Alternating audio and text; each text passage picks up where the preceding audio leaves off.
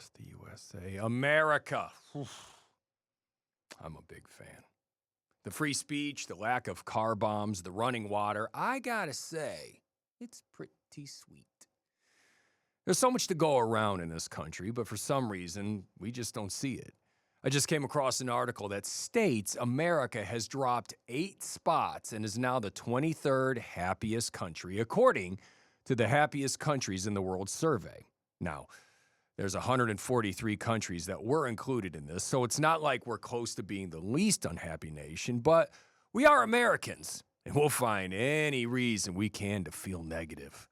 I know some women feel like they're under attack after this last election, and rightfully so, but on the bright side, you're still allowed to drive a car.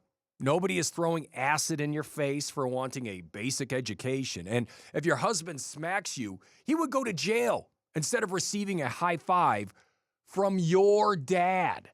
I did find it alarming to see some of the countries that were happier than us. Like Israel came in at number 5 on the list. Now look, I know America has its fair share of problems, but incoming rocket strikes from neighboring countries isn't one of them. We don't have Mexicans parachuting into Lollapalooza and slaughtering and raping innocent civilians. They want to do something far more sinister. They want to come over here and work for cheap. There was also the United Arab Emirates, which offers mass censorship, jail time if you're gay, have a joint, drink a beer without a license, and or if they find out you're having sex outside of marriage. Oh, and I almost forgot.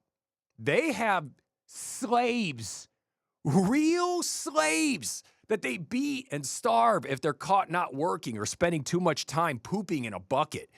And they're somehow ranked 22nd on this list, 1 spot ahead of us. If you took away their slaves, I think they'd be a little further down the list because having slaves has to be pretty awesome for everyone.